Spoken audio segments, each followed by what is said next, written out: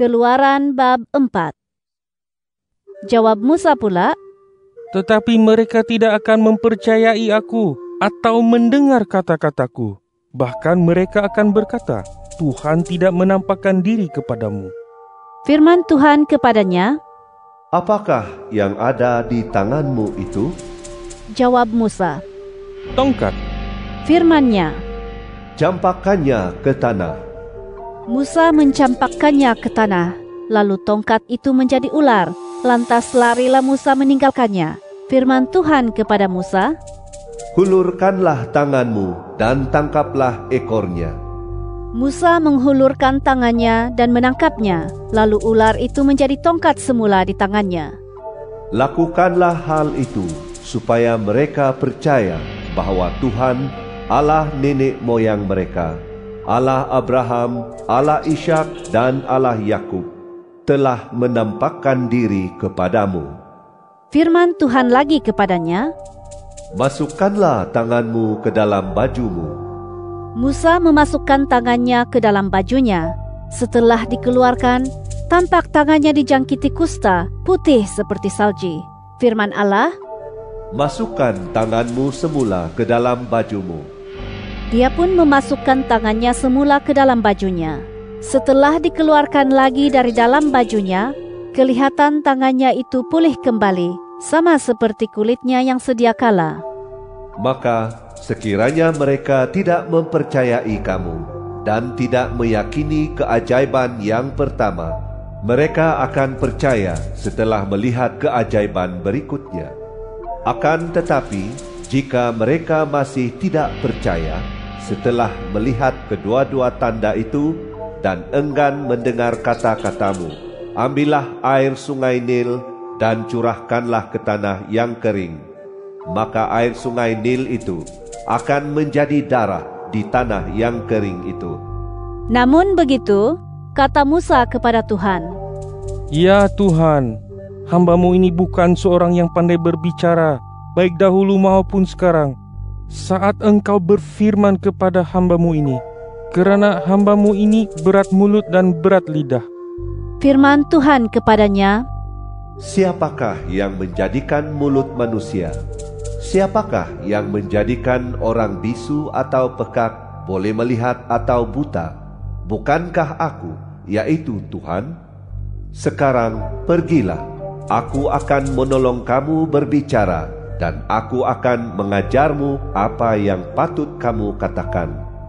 Akan tetapi Musa berkata, "Ya Tuhan, hamba mohon utuslah orang lain, sesiapa saja yang patut Kau utus." Maka menyalalah murka Tuhan terhadap Musa. Firman-Nya, "Bukankah ada Harun, abangmu, orang Lewi itu? Aku tahu bahwa dia pandai berbicara. Apatah lagi, dia telah berangkat untuk menemuimu.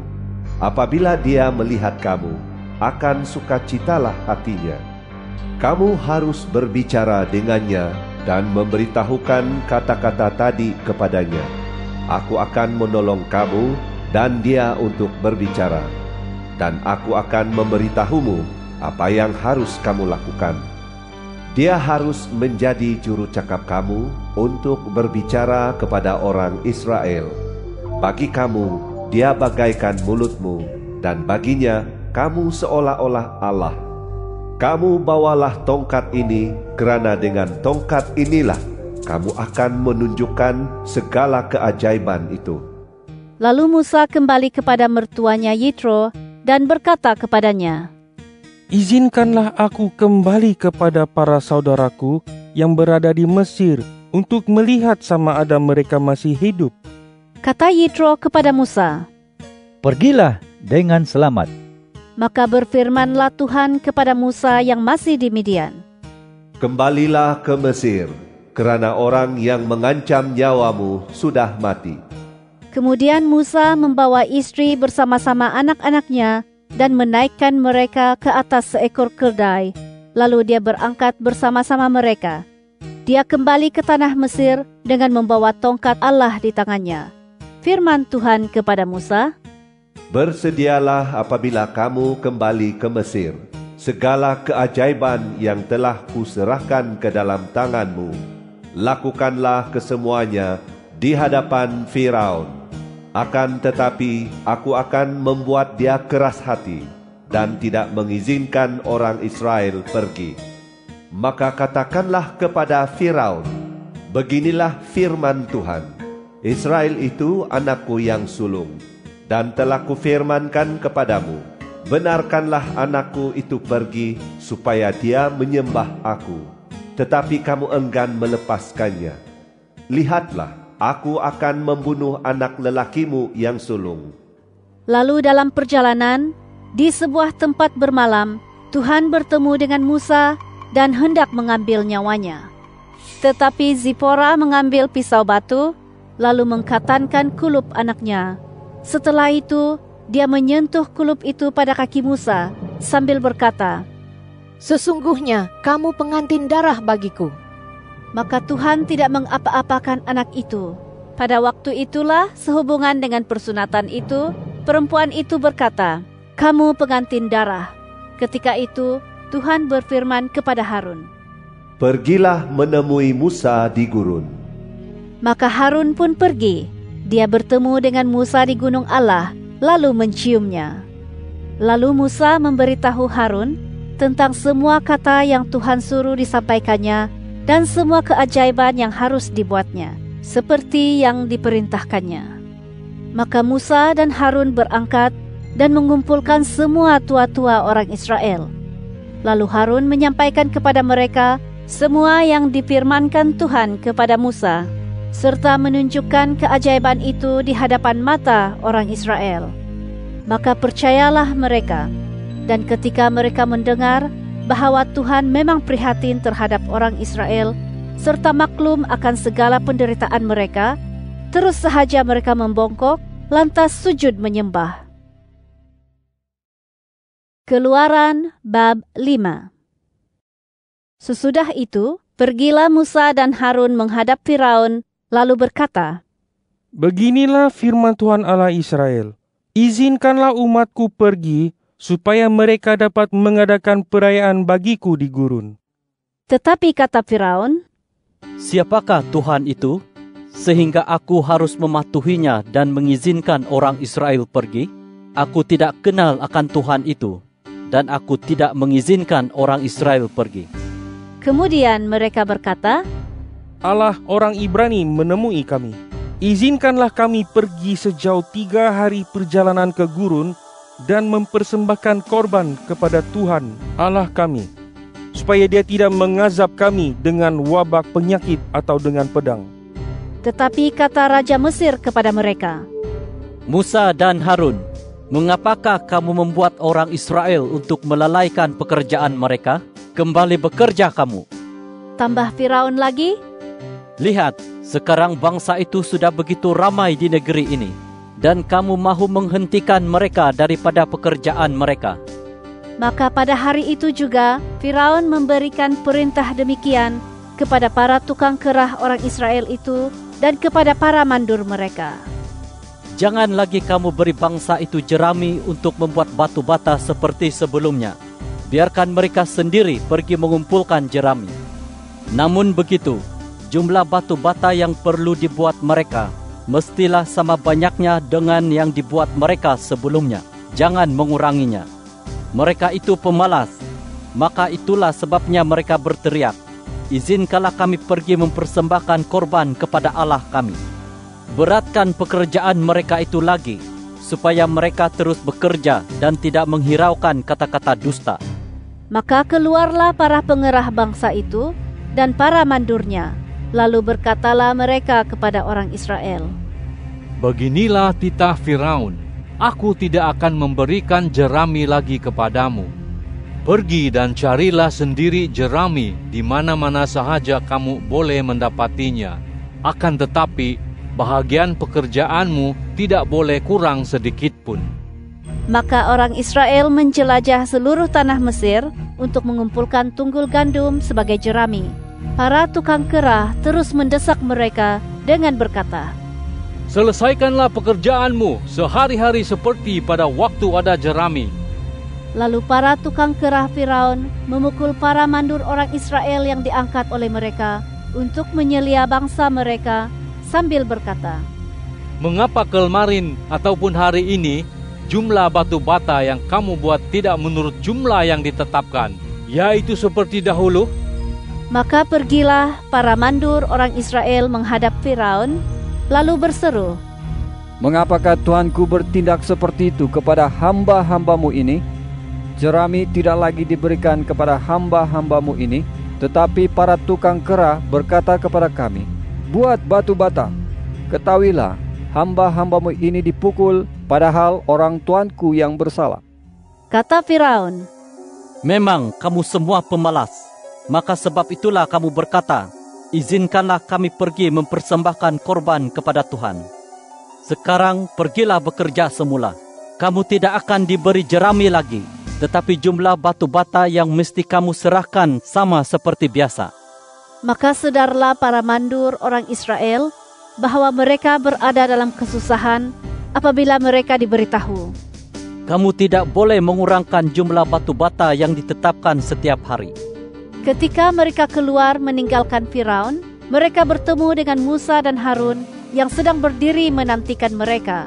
Lalu kata mereka kepada kedua-duanya, Semoga Tuhan melihat perbuatanmu serta menghukum kamu, kerana kamu telah membusukkan nama kami di hadapan Firaun dan di hadapan para pegawainya. Kamu memberikan sebilah pedang kepada mereka untuk membunuh kami. Maka kembalilah Musa menghadap Tuhan, katanya, Ya Tuhan, mengapakah engkau menyusahkan bangsa ini? Mengapakah pula engkau mengutus hamba-Mu ini? Sejak hamba-Mu menghadap Firaun untuk berbicara atas nama-Mu, dia telah melakukan kejahatan terhadap bangsa ini. Engkau sama sekali tidak melepaskan umat-Mu. Keluaran bab 6. Lalu berfirmanlah Tuhan kepada Musa, Sekarang kamu akan melihat apa yang akan kulakukan terhadap Firaun, kerana hanya setelah dipaksa oleh tangan yang kuat, barulah dia akan mengizinkan orang Israel pergi. Ya, dengan dipaksa oleh tangan yang kuat, barulah dia akan mengusir mereka dari tanahnya. Kemudian berfirmanlah Allah kepada Musa, Akulah Tuhan. Aku telah menampakkan diri kepada Abraham, Ishak dan Yakub sebagai Allah yang Maha Kuasa. Tetapi aku belum menyatakan diri dengan sepenuh makna namaku Tuhan. Aku juga sudah menetapkan perjanjianku dengan mereka untuk memurniakan tanah Kanaan kepada mereka, yaitu tempat mereka tinggal sebagai pendatang. Aku telah mendengar rintihan orang Israel yang diperhamba oleh warga Mesir, dan aku ingat akan perjanjianku. Maka katakanlah kepada orang Israel, Akulah Tuhan. Aku akan membebaskan kamu daripada beban kerahan kerja paksa oleh warga Mesir. Aku akan melepaskan kamu daripada perhambaan mereka dan menebus kamu dengan lengan yang terhulur dan hukuman yang besar. Aku akan mengangkat kamu menjadi umatku dan aku akan menjadi Allahmu. Kamu akan tahu bahawa akulah Tuhan Allahmu yang membebaskan kamu daripada beban kerahan kerja paksa oleh warga Mesir. Aku akan membawa kamu ke negeri yang dengan bersumpah aku berjanji akan kukurniakan kepada Abraham, Ishak dan Yakub. Aku akan mengurniakannya kepadamu untuk menjadi milikmu. Akulah Tuhan.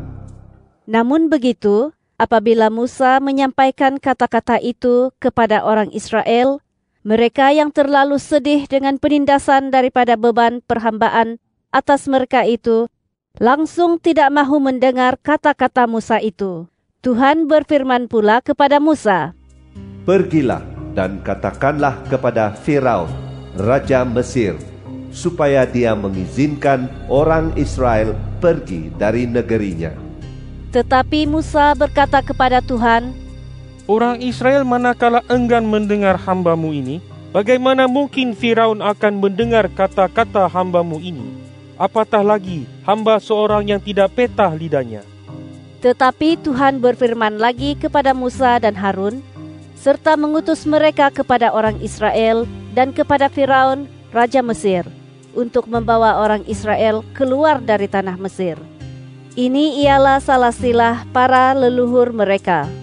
Para anak Ruben, anak sulung Israel ialah Henok, Palu, Hezron, dan Karmi. Itulah kaum keluarga Ruben. Para anak Simeon ialah Yemuel, Yamin, Ohad, Yakin, Zohar, dan Saul, anak seorang perempuan Kanaan. Itulah kaum keluarga Simeon.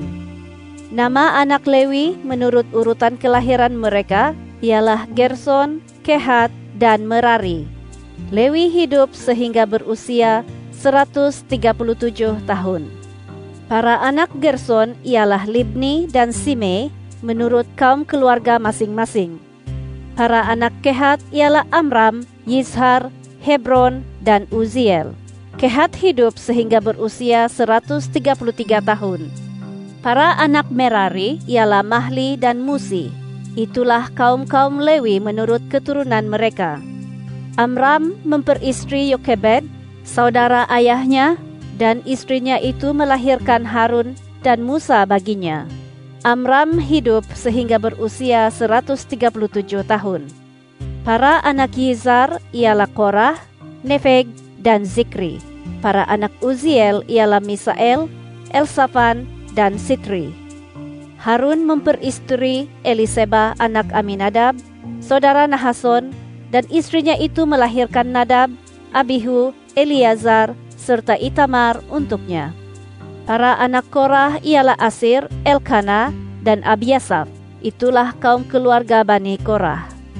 Eleazar anak Harun memperistri seorang anak perempuan Putiel, dan istrinya itu melahirkan Pinehas untuknya. Itulah salasilah kaum keluarga Bani Lewi. Mereka itulah Harun dan Musa yang menerima firman Tuhan. Bawalah orang Israel keluar dari tanah Mesir secara teratur menurut pelbagai kumpulan mereka. Mereka berdualah yang berbicara kepada Firaun, Raja Mesir, bahwa mereka akan membawa orang Israel keluar dari Mesir. Musa dan Harun itulah orangnya. Demikianlah firman Tuhan kepada Musa ketika Tuhan berbicara kepada Musa di tanah Mesir. Akulah Tuhan, katakanlah kepada Firaun, Raja Mesir, segala hal yang kufirman kepadamu. Tetapi Musa menjawab kepada Tuhan, Sesungguhnya hamba-Mu ini seorang yang tidak petah lidahnya. Bagaimanakah mungkin Firaun akan mendengar kata-kata hamba?